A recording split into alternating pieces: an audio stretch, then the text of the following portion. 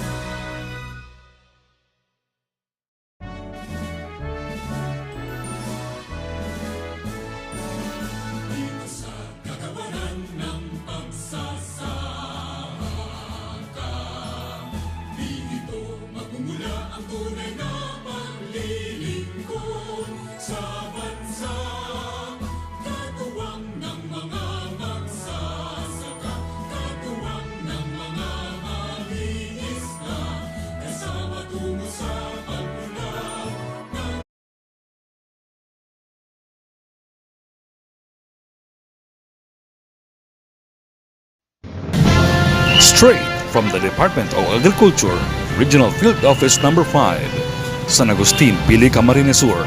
Alamin ang mga bagong impormasyon, proyekto, pulisiya, teknolohiya at mga kaganapan sa agrikultura sa Bicol.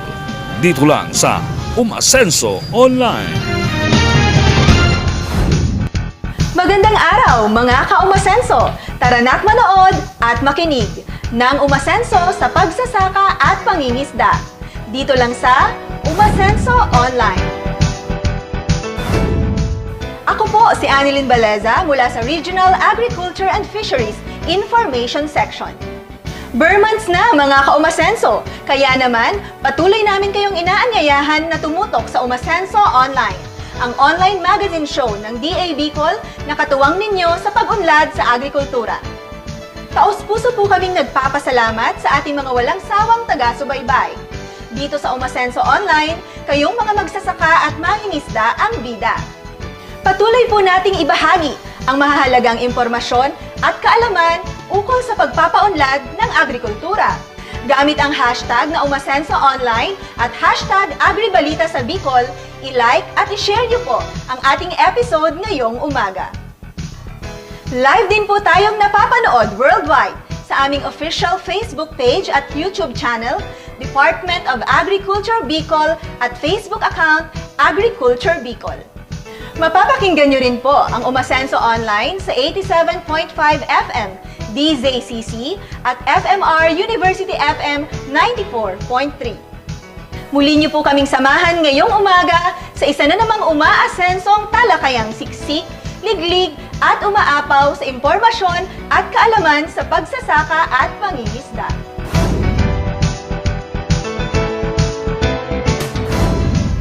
Congratulations to the Regional Agriculture and Fisheries Information Section, or RAFIS, for coming up with this online magazine show featuring DA Bicol's programs, policies, technologies, and updates on agriculture.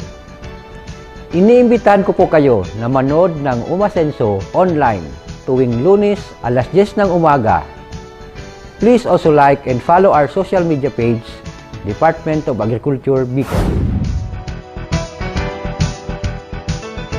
Lalakas at sisigla, putis mo ay gaganda. Makakatipid ka pa. Kumain ng gulay, katawan ay gaganda. Kumain ng gulay, katawan ay gaganda. Kumain ng gulay at ikaw ay sisigla. Magtanim ng gulay ng laging sagana. Magtanim ng gulay dahil buhay mo'y mahalaga. Nagbabalik ang Umasenso Online. Ngayong umaga, alamin natin ang mga programa at napapanahong mga serbisyo ng Kagawaran ng Pagsasaka sa Bicol, ang ahensya ng pamahalaan na katuwang natin sa pagpapaunlad ng sektor ng agrikultura sa rehiyon.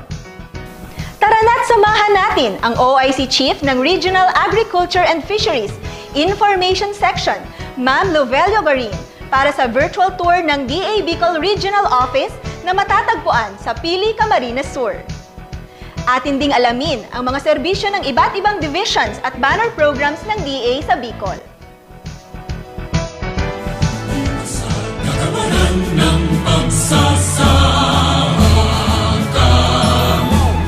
Hello mga ka-Umasenso! Welcome to the Department of Agriculture sa Bicol. Kailan po ba kayo huling nakapunta o bumisita sa Department of Agriculture? Marahil ang iba po sa inyo ay hindi pa nakakadalaw dito sa aming opisina sa Barangay San Agustin, Pili, Camarines Sur. Well, samahan niyo po ako ngayong umaga sa ating virtual tour ng Department of Agriculture Regional Field Office number 5. Tara na po! Sa agrikultura Good morning! at tubay ng dakila. Thank you po! Militaw. Pagpasok po natin sa gate ay bubungad ang ating administration building kung saan naroroon ang Office of the Regional Executive Director. Subalit simula po nang nagkaroon tayo ng pandemic, ang aming mga panauhin ay ina-assistyan na po ng mga Officer of the Day sa aming covered court. Tara na! Kasama tungo sa pangunan ng bansa. Patungo po tayo sa covered court. Kanayunan sa ganang Dito na po tayo sa aming covered court kung saan nandito po ang Officer of the Day na nakalaang sumagot sa lahat ng mga katanungan po ng aming mga walk-in clients.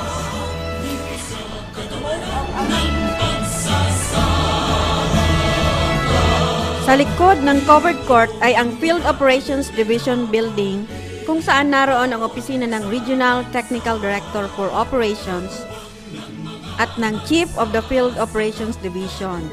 Nandun din po ang Corn Program at ang Special Area for Agricultural Development. Sa tapat naman ng covered court ay ang Research for Development Building or R4D kung saan matatagpuan ang Office of the RTD for Research and Regulations, RSBSA Office, Rice Program, High Value Crops Development Program, Livestock and Poultry Program, at ang opisina ng Regional Agriculture and Fisheries Information Section. Sa amin po yun. Sa may bandang likod naman po ay ang General Services Section at Motor Pool. Kung pagpasok naman sa entrance gate ay didiretso tayo sa kaliwa, mauunang bubungad naman ang opisina ng Agribusiness and Marketing Assistance Division. Nakatabi po ang ating Kadiwa Outlet. After ng AMAD Building po ay ang National Seed Quality Control Services, ang Planning, Monitoring and Evaluation Division o PMED. Sa kalyeng pakanan naman po ay matatagpuan ang Tissue Culture Laboratory at Research Division Building kasama na ang Regional Mushroom R&D Center. Sa kabaan naman po ng Dinorado Road ay ang aming chapel kung saan po ginaganap ang mga First Friday Mass at iba pang misa pag may mga okasyon. Nandito naman po tayo ngayon sa gusali ng Central Bicol Experiment Station Administration Building. Ito po ang isa sa mga pinakaunang building dito po sa kagawaran ng pagsasaka sa Bicol na noon ay tinawag na Bicol Rice and Corn Experiment Station. Sa bungad naman ng exit gate ay ang Regional Technology Commercialization Center, Food Laboratory, at 3Rs Training Center, kasama ang Sugar Regulatory Administration Bicol Office. Sa may bandang likod po ng ating CBES Building, narito naman ang Regulatory Division Building. Katabi ang Regional Agricultural Engineering Division, PhilMec. Fertilizer Pesticide Authority at ang Veterinary Quarantine Office. Sa Diversion Road naman po ay matatagpuan ang High Value Crops Development Program, Regional Nursery.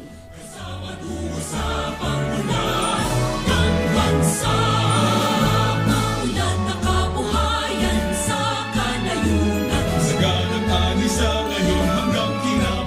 Ang pinakabagong gusali po ngayon sa DA ay ang Integrated Laboratories Complex, kung saan naroroon po ang Office of the Chief ng Integrated Laboratories, ang Regional Soils Laboratory, Regional Animal Feeds Analysis Laboratory, at ang Regional Crops Protection Center.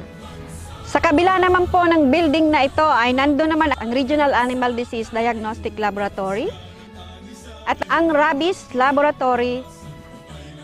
Isa po sa mga attractions ng DA ay ang aming Regional Organic R&D Center, kung saan pinaparami ang mga indigenous crops at mga ornamental plants dito po sa aming opisina.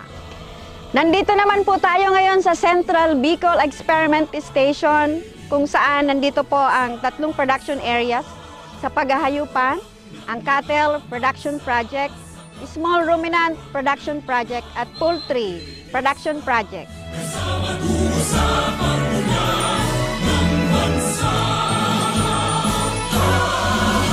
Dito sa kagawaran ng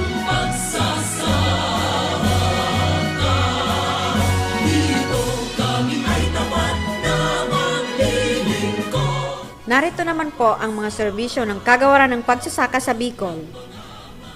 Mula sa Regulatory Division, endorsement and issuance of registration certificate to animal facilities, endorsement and issuance of certificate of feed product registration renewal, endorsement of brand name clearance application, endorsement and issuance of animal feed establishment registration certificate, endorsement and issuance of license to operate veterinary drugs and product establishment, endorsement of application for livestock, poultry, and byproduct handlers and license, endorsement of registration for accreditation of livestock transport carrier, endorsement for show permit, endorsement of accreditation of animal show organizer, animal show veterinarian, endorsement of application for plant nursery accreditation, endorsement of farms for good agricultural practices or GAP certification, endorsement for good animal husbandry practices certification, release of approved registration certificate, accreditation permit, licenses to operate, and provision of orientation seminars and advocacy seminars to farmers. Mula naman sa Integrated Laboratories Division, ang kanilang mga serbisyo ay kinabibilangan ng blood parasite examination, card agglutination test, complete blood count, fecalysis, fluorescent antibody test, rapid plate test, and microplasma, simple bacterial isolation, water analysis, and antibiotic sensitivity test. African swine fever virus RNA extraction and detection by real-time PCR. Insect identification, disease diagnosis, provision of biological control agents, aflatoxin analysis, ash content, calcium content, crude fat, crude fiber, crude protein, moisture content, and phosphorus content analysis, plant tissue analysis, salt content analysis, refill of soil test kit, soil analysis using soil test kit, soil chemical analysis, and physical analysis, as well as water analysis. Agribusiness and marketing assistance services, facilitation of agri-credit programs, issuance of food pass and food lane vehicle passes, facilitation of food distribution, facilitation of market linkage through Kadiwa digital portal, facilitation of farmers and fisherfolk enterprise development program, provision of organic certification assistance, provision of production input to organic adapters, and provision of agri-production post-harvest and processing equipment to organic adapters. Regional Agricultural Engineering Services, provision of farm machinery and equipment, provision of small-scale irrigation projects, validation of requests for farm-to-market road, endorsement of feasible farm-to-market road for funding, evaluation of contractors' performance, endorsement for registration and permit to operate of manufacturer, fabricators, assemblers, dealers, distributors, importers, and exporters, and endorsement for the issuance of certificate of conformity. Mula naman sa Planning, Monitoring, and Evaluation Division, sila ang nagkakandak ng accreditation of civil society organizations or CSO, conduct of livelihood and capability building trainings, conduct of gender and development related activities, support to rural-based organizations through trainings and seminars, and support to Gawad Saka. Kasama din sa mga serbisyo ng Department of Agriculture ay ang issuance of certification for land use reclassification. The Regional Agriculture and Fisheries Information Section or RAFIS, provision of information, education, and communication or IEC materials, information dissemination to farmers and agri-stakeholders, using various communication platforms such as print, broadcast, audio-video, and social media. Mula naman sa Field Operations Division, banner programs, locally funded projects, and special projects. Sa RISE program, para sa mga hybrid seed clusters, nagbibigay po ang DA ng hybrid rice seeds and inorganic fertilizer through fertilizer voucher scheme. Para naman sa mga inbred seeds cluster, provision of inbred rice seeds and inorganic fertilizer through fertilizer voucher scheme. Under the High Value Crops Development Program, distribution of grafted pili, budded citrus, grafted cacao, gabi runner and tubers, organic fertilizer, plastic mulch, vegetable seeds, and garden tools. Sa Livestock and Poultry Program, nagkakandak ng artificial insemination for cattle and carabao and provision of semen straws for cattle and carabao, provision of forage planting materials, technical assistance and training on animal raising. Corn and Cassava Program, distribution of registered open pollinated variety flint corn seeds, glutinous seeds, and certified white flint corn seeds, as well as certified glutinous seeds. Distribution of urea fertilizers, complete fertilizers, and cassava seeds cuttings. Ang Special Area for Agricultural Development Program naman, under the Upland Rice Production and Enterprise Development Package, ay nagbibigay ng mga mechanical reaper, collapsible storage or hermetic cocoon storage, rice box, weighing scale, sack, sewing machine, pulverizer, vacuum pack sealer, and weighing scale. Under the Organic Agriculture Production and Enterprise Development Package, nagbibigay ang SAAD ng mechanical sieve, knapsack sprayer, vermity brewer, weighing scale, sealer, weighing scale, plastic basin, plastic pail, various kitchen supplies. Sa Corn and Cassava Production and Enterprise Development Package naman, ang mga magsasaka ay tumatanggap ng cassava pulverizer, cassava grater, oven, vacuum pack sealer, weighing scale, at stainless steamer.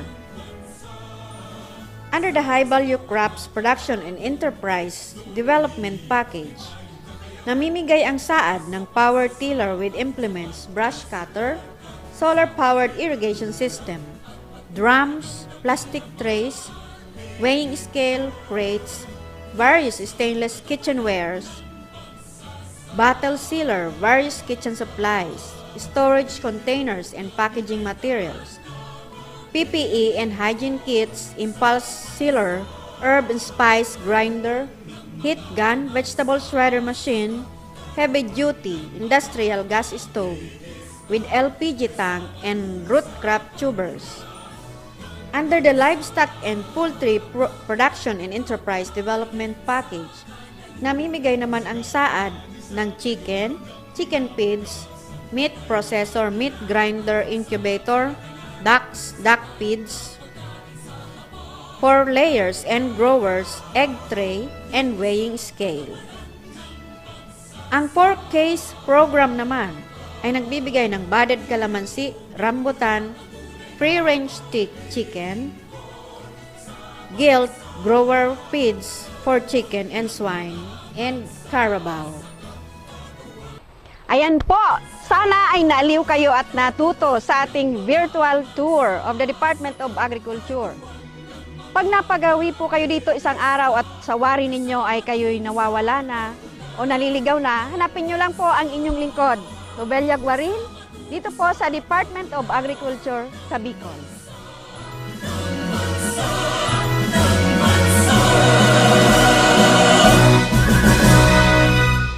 Para sa ating mga umaarangkadang balita. Konsultasyon hinggil sa PAFES at Agri-Fishery Devolution isinagawa ng DA Bicol sa Albay. May ulat si Mitch Alfigura. Konsultasyon hinggil sa PAFES at Agri-Fishery Devolution isinagawa ng DA Bicol sa Albay.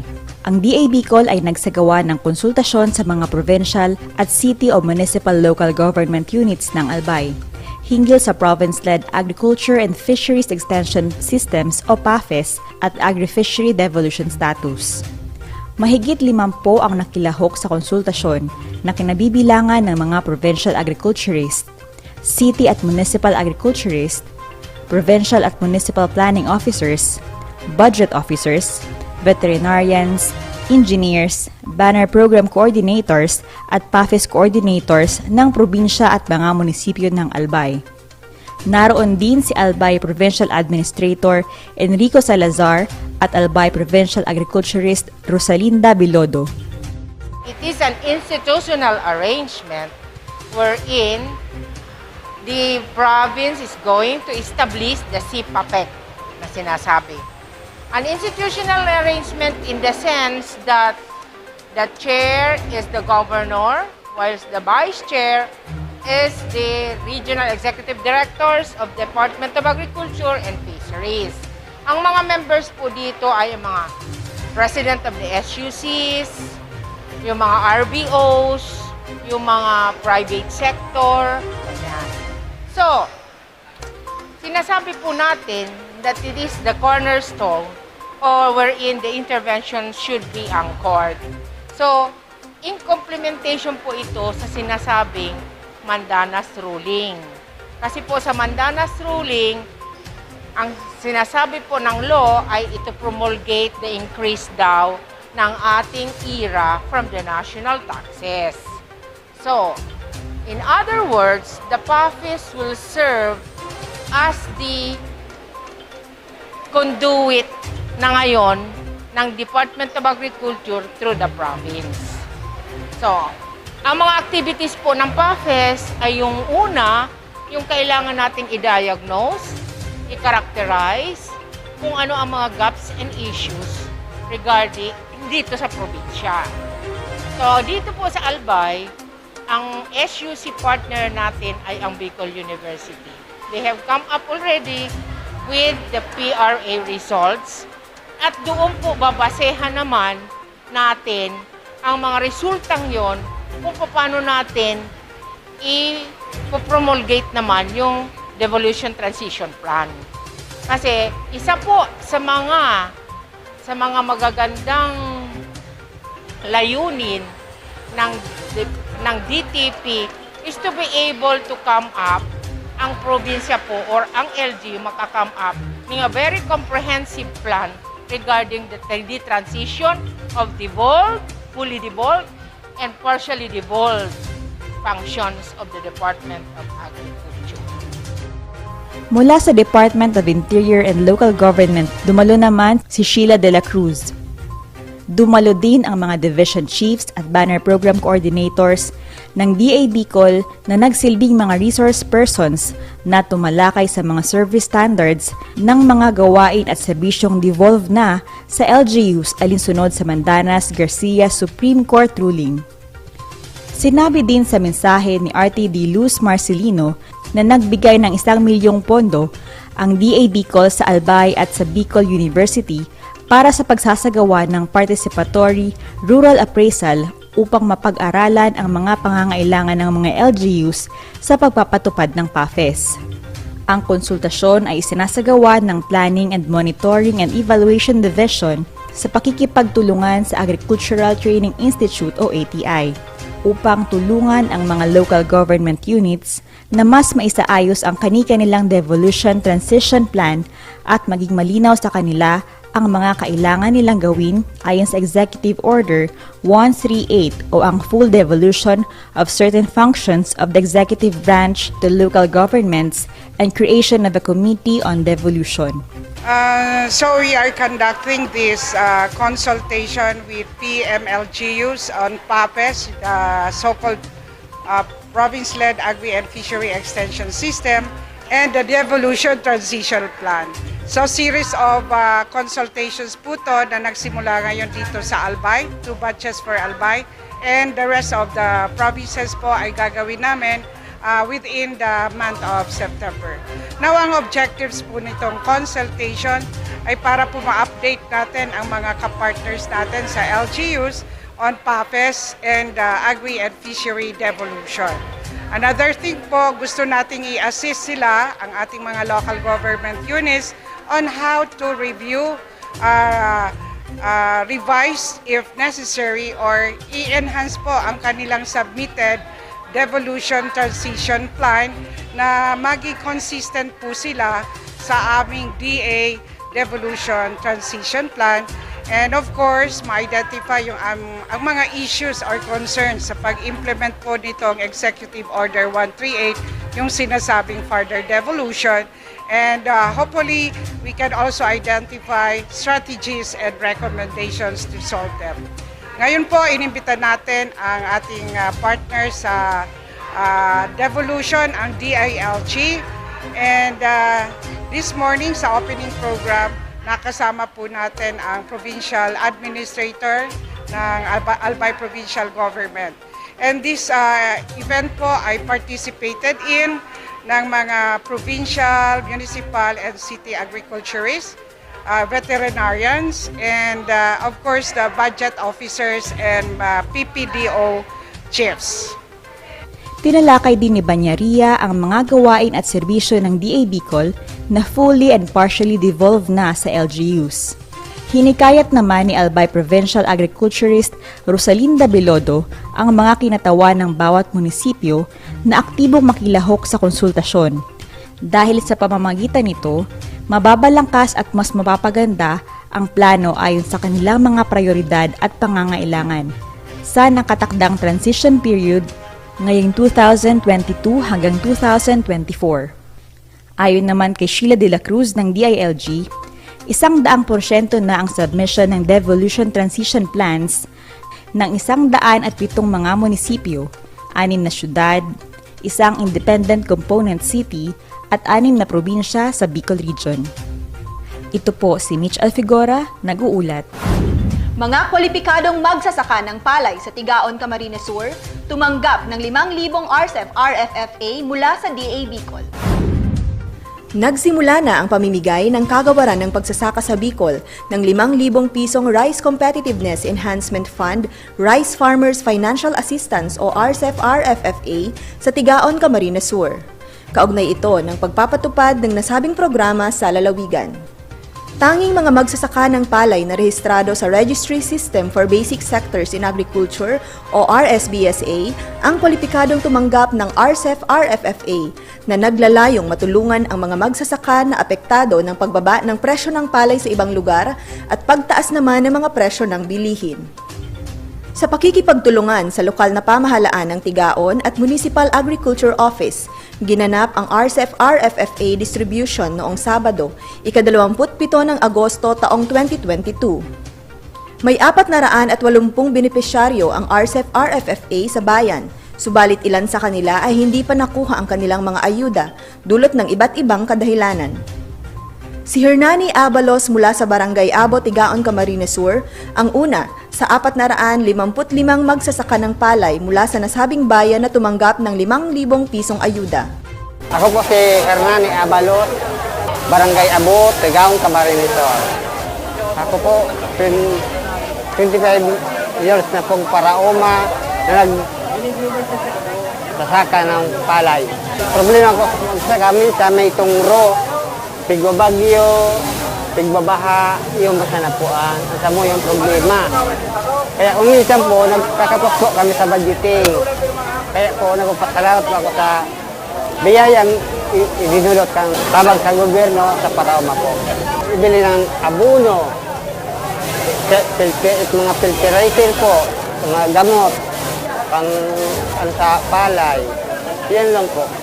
Nagpasalamat po ako ng ulok sa buot na tayo ang pagtabang sa muya sa gabos na parauma. Katuwang din ng DA sa pagpapatupad ng programa ang Land Bank of the Philippines bilang conduit bank na autorisadong magbigay ng RSBSA Interventions Monitoring Card o IMC. Kabilang din sa tumanggap ng 5,000 pisong RCEP RFFA ang 67 taong gulang na magsasaka na si Mang Elias Pida mula sa Barangay Cuyawyaw. Ako si Elias Pida, taga Barangay Cuyawyaw, tagang Camarines Sur. Ako nagtatanom kuyampa, siguro mga 35 anyos. Ang problema naman yan sa grabe ang perwisyo kan mga hayop sa mga tinanom. Mga kiarap ang tino, bayong. Saro pa ang problema be, ang abono, mahal-mahal. Kagabi ito naman, bakal yung abono. Kasi yung insecticide. Inaasahan niya na natawaan lamang kami ng maray na ani kan sinao sa muya na araw ka ng kantidad bilang suporta sa samuya ng mga pari. Salamat sa DA. Labis ang pasasalamat ni Lea Beltran, municipal agriculturist ng Tigaon sa DA, sa tinanggap na ayuda ng mga magsasaka ng palay sa kanilang bayan. I'm Lea Beltran, municipal agriculturist of the local government unit of Tigaon. Pasalamat po sa Department of Agriculture sa pamamayo ni Director Rodel Tornilla and in partnership po sa Land Bank of the Philippines na iyo po ang nag-facilitate para ma-receive kang mga farmers ni ang sa inyo pong cash assistance. Kulaan po yung bagay na makakatabang sa samuya pong paraoma. Kaya ini pong na-receive po nilang 5,000 pesos makakatabang na ini para madagdagan si pagkukulang kang pangangiin po sa abono or pambayad po sa mga trabahador sa UMA. Pinaalalahanan din ni Beltran ang mga benepisyaryo na gamitin sa tama ang kanilang mga ayuda. Sana po itong 5,000 pesos na nakuha, pwede na po itong ibakal ng sarong-sakong abono or pwede na po itong pambayad sa trabahador kang matrabaho sa tuya pong UMA.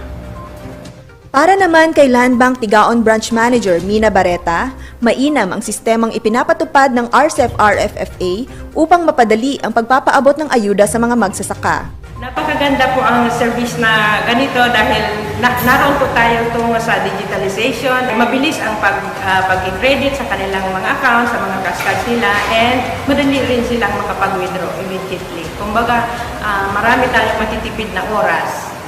Para sa mga, siguro sa aming mga kasamahan pa na mga magkakandak din ng ganito, proper coordination lang po tayo sa ating regional office and at the same time po sa ating DA municipal office para po tayo mag-hand-on-hand po tayo, tulong-tulong tayo na ito po ay ating mai-deliver ng mas mabilis tungo sa ikauunlad ng ating bayan. Ang Department of Agriculture ay may 2 partner banks sa pamimigay ng financial assistance sa rice farmers. Ang Development Bank of the Philippines, DBP, at ang Land Bank of the Philippines, LBP. Ang DBP through the USSC ay nakapamigay na po sa iba't ibang probinsya ng Bicol, gaya ng Albay, Camarines Norte, Masbate, Sorsogon, at Catanduanes, at sa ibang bayan ng Camarines Sur. Ang Land Bank of the Philippines ay patuloy na mamimigay ng financial assistance sa mga rice farmers sa mga susunod na buwan. Abangan na lang po ang anunsyo ng inyong Municipal Agriculture Office sa inyong lugar. Mula sa bayan ng Tigaon, ako si Annilyn Baleza, nag-uulat para sa umaarangkadang balita. Coconut Farmers and Industry Development Program para sa mga Bicolanong kokoteros, inulunsad na sa Camarines Sur. Narito si Jason Gonzalez para sa detalye. Matagumpay na idinaos ng Philippine Coconut Authority dito sa Bicol ang regional launching ng Coconut Farmers and Industry Development Program o CFIDP noong nakaraang ika-22 ng Agosto ngayong taon sa Capitol Convention Center sa probinsya ng Camarines Sur. Masasabing tagumpay ang kaganapan dahil lahat ng mga ahensyang kasama sa nasabing programa, mga coconut farmer leaders at mga state universities at colleges ay naglahad ng kanilang suporta tulad ng kagawaran ng pagsasaka sa Bicol. Tatanungin din po natin ang I'm sure ang CFID, ganun din ang mga tanong na namuo sa kanila when they crafted this development plan.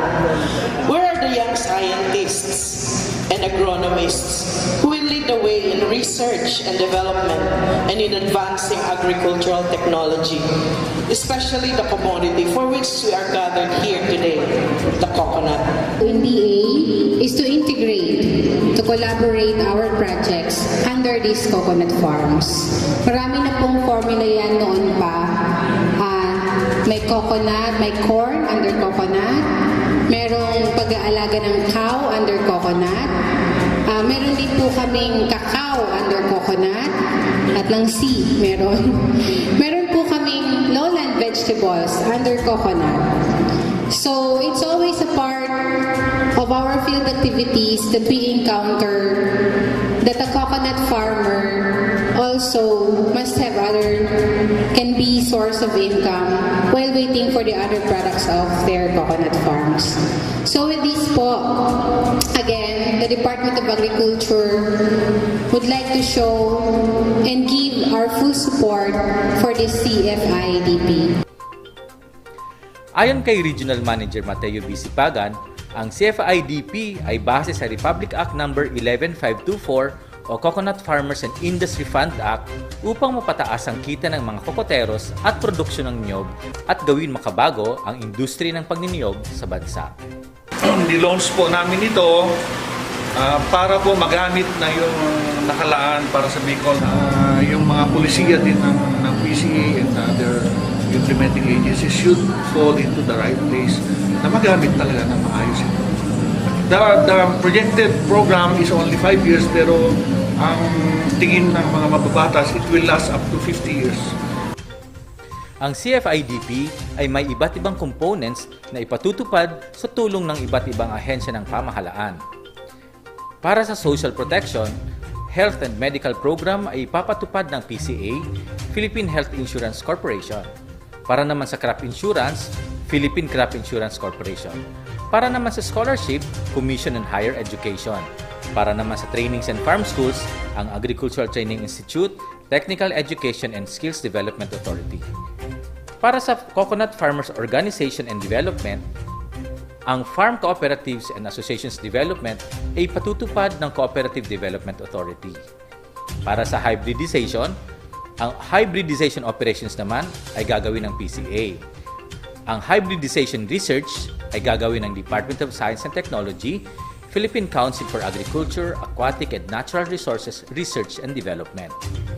Para sa community-based farm enterprise development, farm rehab and improvement, ang intercropping with cacao and coffee ay gagawin ng DA High Value Crops Development Program. Para naman sa livestock and poultry integration, ang DA Bureau of Animal Industry. Para naman sa dairy integration, ang DA National Dairy Authority. Para sa integrated coconut processing and downstream products, ang shared processing facilities ay gagawin ng DA Philippine Center for Post-Harvest Development and Mechanization. Para sa innovative research projects and their practical application on coconut processing, production and distribution, at para naman sa support services, para sa credit, ang Land Bank of the Philippines, Development Bank of the Philippines ay ang magtutulungan. Para sa research, marketing and market promotion, tutulong ang Department of Trade and Industry.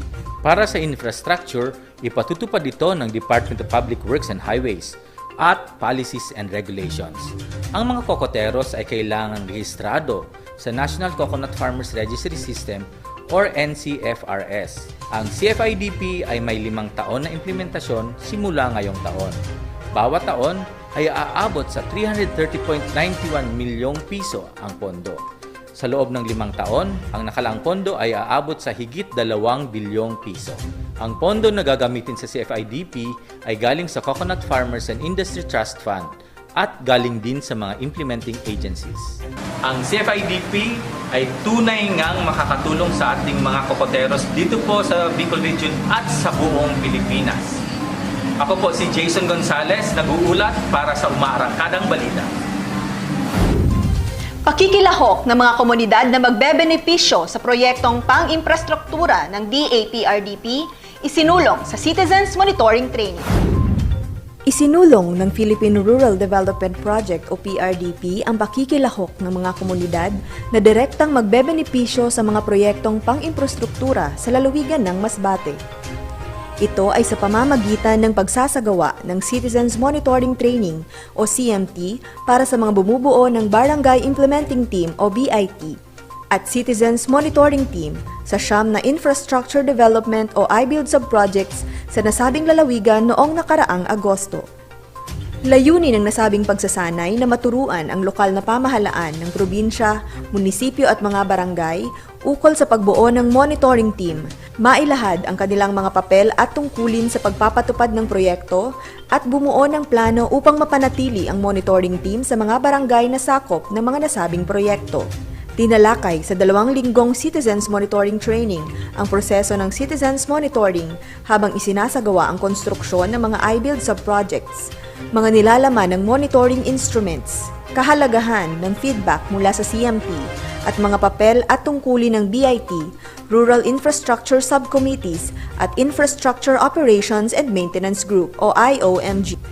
Binigyang diin sa pagsasanay ang pamamaraan ng pagsiguro na ang mga ipinapatupad na proyektong pinondohan ng PRDP ay batay sa 5 quality assurance elements ng Citizens Monitoring Tool. Kabilang narito ang management support system, contract review processes, inspection and testing procedures, document control procedures, at operation and maintenance procedures. Tinalakay naman ng Social and Environmental Safeguards Unit ang Grievance Redress Mechanism o GRM at mga elements ng safeguard system ng proyekto, kabilang na ang compliance, risk management at quality enhancement. Naglahad din sila ng mga karaniwang isyung panlipunan at kapaligiran na mahalagang pagtuunan ng pansin ng komunidad sa pagsasagawa ng monitoring upang mapanatili ang proyekto at maiwasan ang negatibong dulot ng pagpapatupad nito sa kapaligiran at sa pamayanan, maging sa kalusugan at kaligtasan ng mga tao sa komunidad. Hindi po kami nagpopondo ng isang proyekto na alam po natin na makakaharm po ito sa ating community as well as dun sa ating environment. Samantala, kabilang din sa tinalakay sa CMT ang kahalagahan ng geotagging sa pagmonitor ng proyekto. Bilang bahagi ng pagsasanay, nagsagawa din ang grupo ng sabay-sabay na site inspection sa ilan sa mga ipinapatayong farm-to-market road subprojects sa buong lalawigan. Kabilang sa mga lumahok sa Citizens Monitoring Training ang mga kapitan ng mga barangay, kalihim ng barangay at Barangay Development Council sa mga lugar na sakop ng Road Influence Area ng PRDP I-Build subprojects. Dumalo rin sa pagsasanay ang mga kinatawa ng kontraktor ng mga nasabing proyekto. Malaki ang pasasalamat ng Social and Environmental Safeguards Focal Person ng Provincial Project Management and Implementation Unit ng Masbate na si Darwin Altavano sa PRDP sa pagsasagawa ng CMT training. Ang training na ito ay napakahalaga para sa atin na pag-implement ng PRDP dito sa amin kasi yung involvement ng barangay captain at saka yung mga tao dito ay malaman nila kung talagang nasa tama yung ginagawa ng kontraktor natin. Alam natin na yung mga barangay captain ay alam nila kung ano ang para sa kanila at saka ma-feel nila na ang proyektong ito ay sa kanila after na matapos ito. Para naman sa mga opisyal na mga barangay na dumalo sa Citizens Monitoring Training, malaking tulong ang pagsasanay upang masiguro nila ang magiging kalidad ng proyektong kalsada sa kanilang komunidad. Napakalaga po ng training na to kasi dati-dati pag may proyektong pumapasok sa amin parang wala lang sa amin. Tapos wala kaming pakilang, basta nakikita namin may gumagawa, okay lang yun. Ngayon na bago sa training na to, na bago ang pananaw namin na dapat kami lahat ay may pakialam pala para sa proyektong ito bilang kami ang beneficiaryo nitong proyekto, napalaking proyekto na to. At sa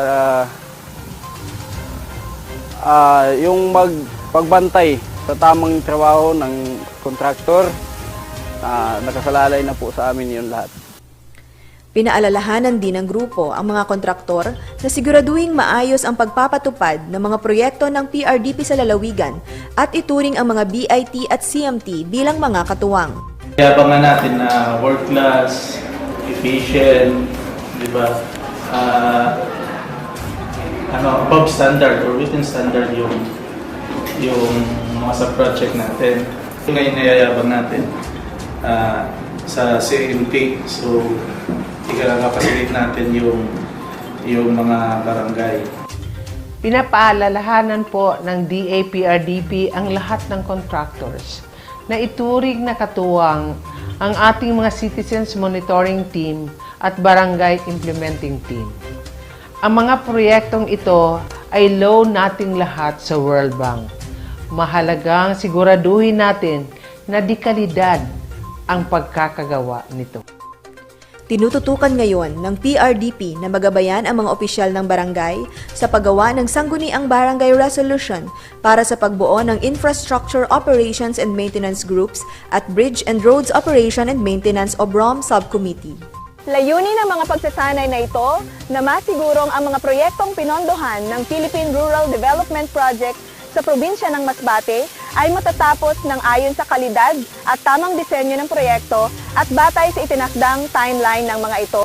Katuwang ang mga komunidad na magbebenepisyo mula sa mga ito. PRDP, magkatuwang tayo sa pagsulong. Mula sa probinsya ng Masbate, ako si Annilyn Baleza, nag-uulat para sa Umaarangkadang Balita. At yan po ang ating mga umaarangkadang balita.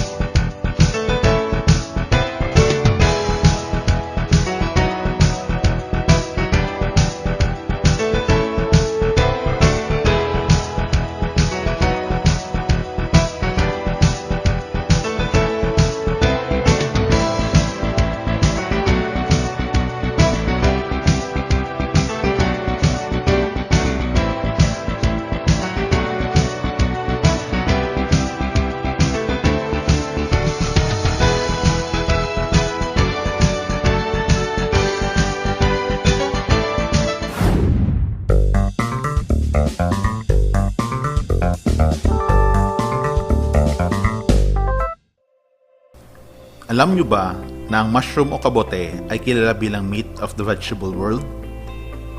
Ito ay isang highly nutritious fleshy fungi na tumutubo sa madilim na lugar at nagpaparami sa pamagitan ng pag-release ng spores. May mga kabote na pwedeng kainin, gamiting panggamot o hallucinogenic, samantalang ang iba naman ay nakakalason. Mayroong 5 klase ng kabote ang tumutubo rito sa Pilipinas. Ito ay ang kabuting dayami o kabuting saging, brown ear mushroom o tengang daga, button mushroom, shiitake mushroom, at oyster mushroom. Dito sa Bicol, sikat na edible type of mushroom, ang oyster mushroom. Marami ng mushroom growers ang nagpaparami nito gamit ang teknolohiya mula sa community-based production project ng Research Division ng DA Bicol na nakakapagbibigay ng karagdagang kita o kabuhayan sa kanila. Ang isang tasa ng oyster mushroom ay nagtataglay ng 28 calories, 2.9 grams ng protein, 5.2 grams ng carbohydrates, 0.3 grams ng fat, 15 mg ng sodium, 0.5 grams sugar, at 4.27 mg ng niacin. Bukod nito, mayaman din ito sa mga vitamina at mga mineral. Base sa pag-aaral, ang oyster mushroom ay nakakatulong sa pagpababa ng cholesterol at blood sugar levels. Ang taglay nitong antioxidants ay pinoprotekta ng ating katawan laban sa stress at maiwasan ang pagkakasakit. Nakakatulong din ito sa pagpapalakas ng ating immune system. At hindi lang yan, panlaban rin ito sa cancer. Paalala lamang na hindi lahat ng uri ng kabote ay pwedeng kainin. Ang sobrang pagkain nito ay maaaring magdulot ng allergy sa tao. Maaari siyang makaramdam ng panlalamig, lagnat, pananakit ng katawan at skin rashes. Bawal rin ito sa mga taong may sensitibong tiyan. Bumili lamang ng mga kabote sa mga kilalang mushroom growers. Marami na ring nabibiling processed mushroom products tulad ng mushroom chicharon sa mga convenience stores, malls at pasalubong centers sa Bicol. At hindi rin totoo na ang kabote ay tirahan ng mga duwende. O ngayon, alam mo na. Kaya tumutok ng matuto dito lang sa Umasenso Online.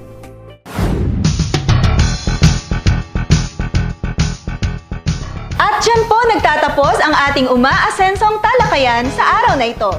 Muli po kaming nagpapasalamat sa aming mga masugid na mga taga-subaybay.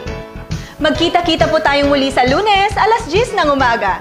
Panoorin niyo rin po ang replay ng Umasenso Online sa Department of Agriculture Bicol Facebook page at YouTube channel at Agriculture Bicol Facebook account. At gamit ang hashtag na Umasenso Online at hashtag Agribalita sa Bicol, i-like at i-share niyo po ang aming episode ngayong umaga. Mapapakinggan niyo rin po ang Umasenso Online sa Broadcast Center ng Camarines Sur Polytechnic Colleges, 87.5 FM DZCC at FMR University FM 94.3. Sama-sama tayong matuto, makibahagi at umasenso sa agrikultura. Dito lang sa Umasenso Online. Kagawaran ng pagsasaka, dito magmumula ang tunay na paglilingkod sa